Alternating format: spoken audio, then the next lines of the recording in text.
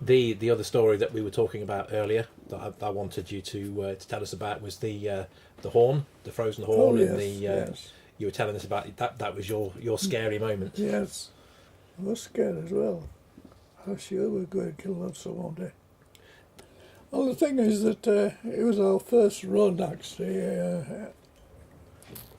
on the 10,000, and it was very frosty weather, and we came out on the run, and of course you don't really publicise these things, and so people working on the line, but of course they have their lookouts and things like that, so normally they're quite safe. But on this particular occasion, we went and the lookout wasn't really doing his job, and we were approaching this crew working on the line, and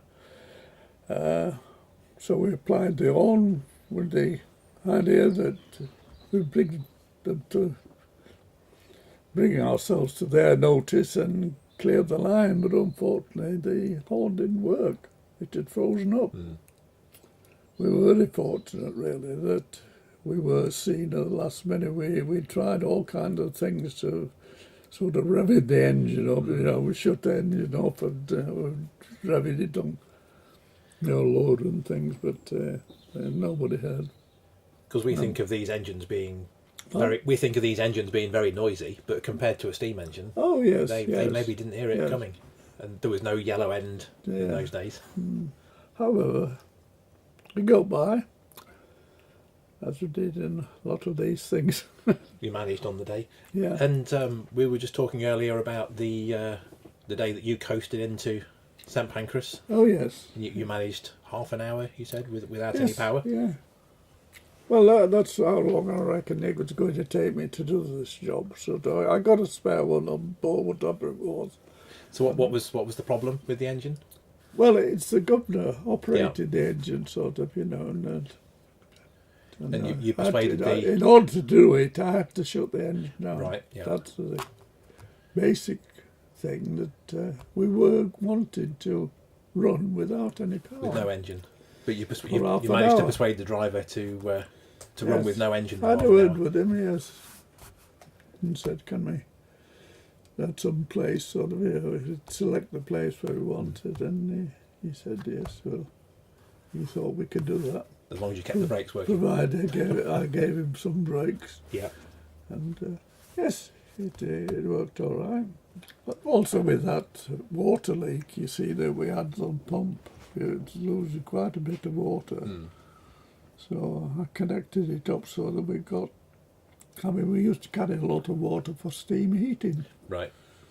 So I took a tapping off the So you took the steam water. heating sort of there, and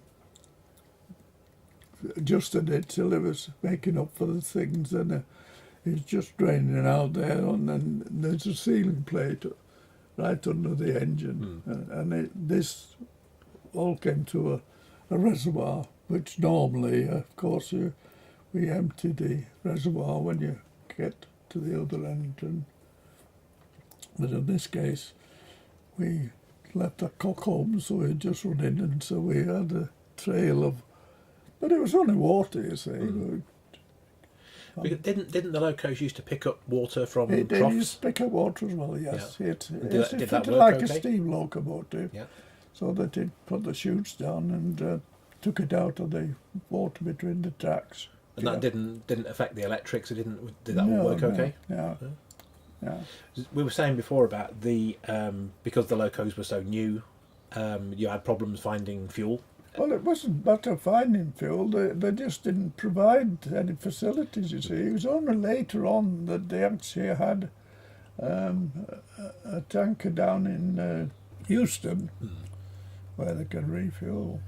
But normally was just about enough to go there and back, you see. And, Did you ever run out? But I didn't like running like that. No. But did it ever run out of I mean, fuel? it's so silly sort of that you stop because you'd run out of fuel, wouldn't it? Oh, God. You were telling us how you found fuel at Glasgow. Yes, well, there we used to go alongside a rail tanker, and put an air supply which was controlled, I think £5 square inch, something like that, air pressure, which was put onto the rail tanker and connected the sort of hose from there to fill up on the locomotives, blew the water out and Yeah. just created a head of pressure, really.